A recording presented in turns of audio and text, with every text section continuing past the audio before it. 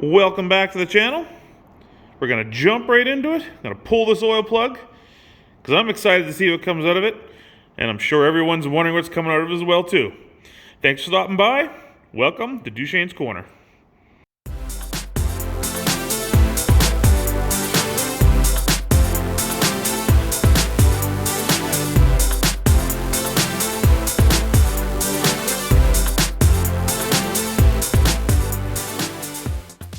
So, we are not wasting any time. We are jumping right in here today. I'm excited to see how much water's in here, or oil. And hopefully, the water has all stayed at the bottom and not mixed in. Just a little water in there. But definitely not too mixed up, so hopefully that water stayed low in the pan and away from the bearings and that crank. So getting underneath this thing, that oil pan's pushed in about, at least 3 inches in that one corner here. It's pushed in far. And I'm assuming that's from the weight of the vehicle as it slowly sunk into the ground. The engine is what was holding the whole front of that thing up. But we got as much oil out as I can get out right now. So now we're slowly just gonna pull this apart. Hopefully we don't break too many bolts. And it's gonna be meticulous. Sorry if it's a little bit slow for you guys. I'll speed it up where it needs to be. But we're just gonna start at the top and slowly work our way through the engine.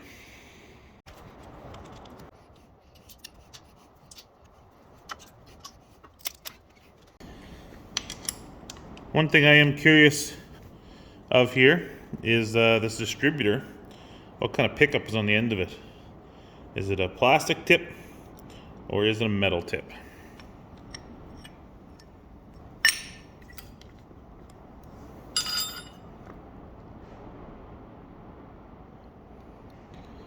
And it is metal.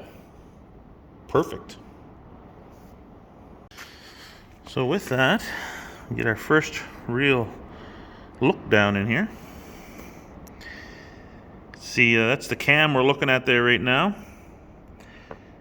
It does have a little bit of surface rust. And she's a little carboned up here in the top end, but all in all, not too bad. There's not that much rust in there at all. You see the tappets, and they look pretty good. Not a lot of rust on them. Now, not to say they're not worn, but we'll carry on here and get rid of the carburetor and the intake. We got one last stud here.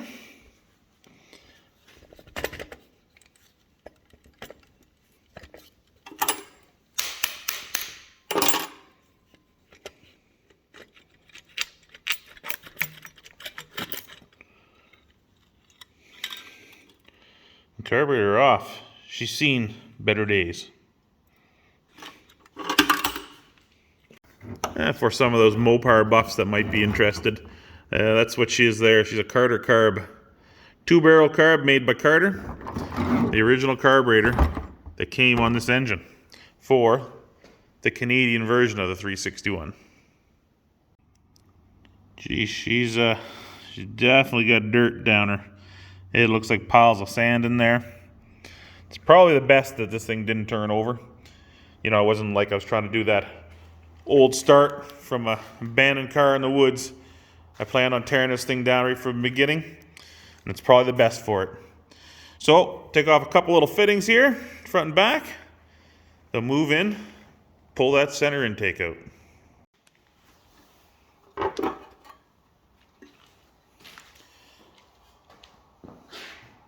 She's a little dry in there.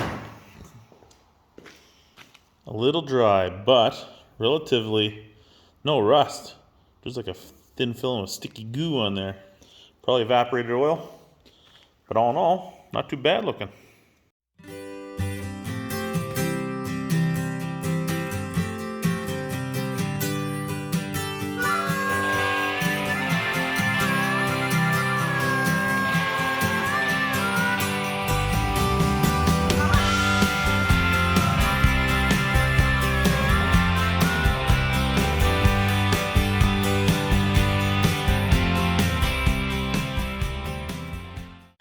every one of those intake bolts came out beautiful.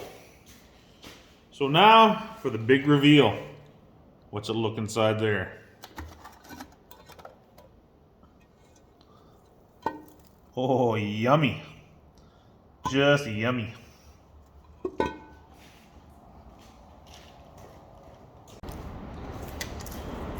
So now it's time to pull out this Valley pan. Now I ran the vacuum over this quickly just to pull out a few big chunks. Not that it really matters with the amount of dirt in this engine, but you know, probably less is better. So it's gonna pull out the bolts on both sides here, the Valley pan. We'll lift this out carefully not to put any more junk down there and see what it looks like underneath.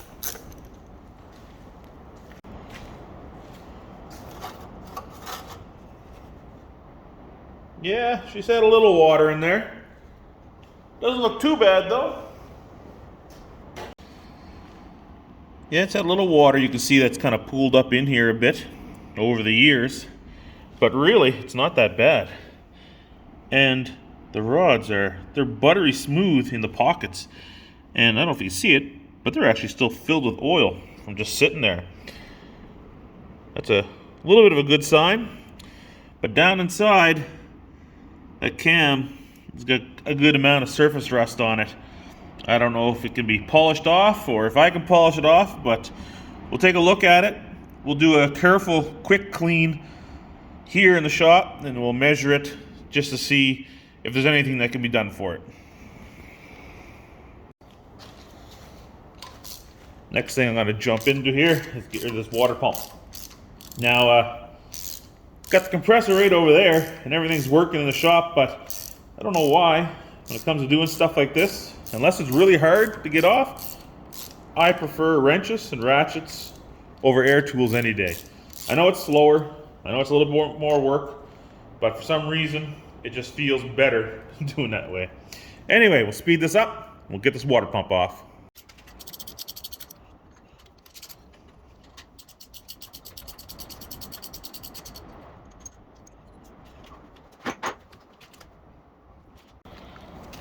Now, what kind of engineering BS is this? This bolt is like 3 inches long, and they put this water stem directly in front of it. There's absolutely no way it's coming off now. And even if this engine was running and a couple years old, how would you ever get it out without snapping off this water spout? I guess there's going to be a pair of vice grips, or I'm just going to knock it off the hammer. It'll be replaced, of course, anyway, but just something, little things like that kind of make you scratch your head and wonder, what were they thinking? I knew what the outcome would be, but I just thought, yeah, we'll give it a try.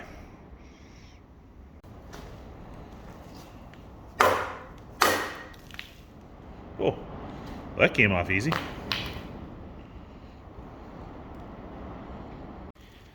I have to say, I think I've been pretty lucky so far with this engine.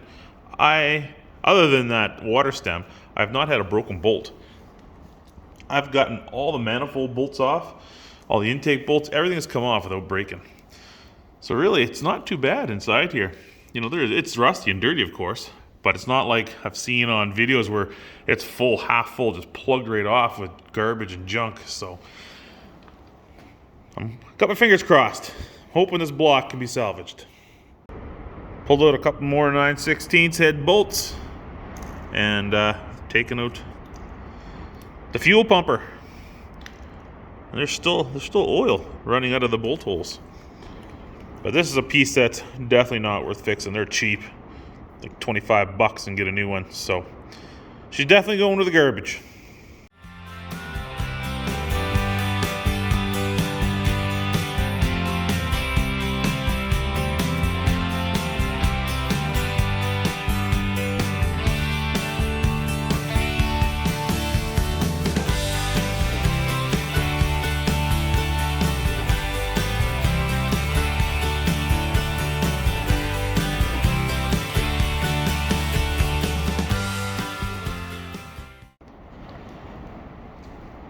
And that is as far as we're going to get this episode.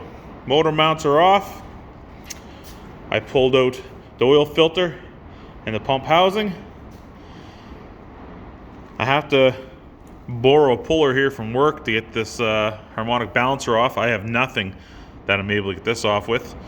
There's a special tool that fits down in this recessed hole, or you can go right down to the tapered hole at the back, and the bolts of course go in, and it just pulls it off. This is on a keyed shaft for the timing, which is the number plate here, and there are marks on the outside. So anyway, that's it for this video. Next one, hopefully we can get that harmonic balancer off. We'll pull the valve train, and we'll keep digging deeper. As always, thanks for sticking around. Thumbs up is always greatly appreciated. Subscribe if it's your first time to the channel. And follow us on the journey of tearing down this Mopar 361B. Catch you guys again later.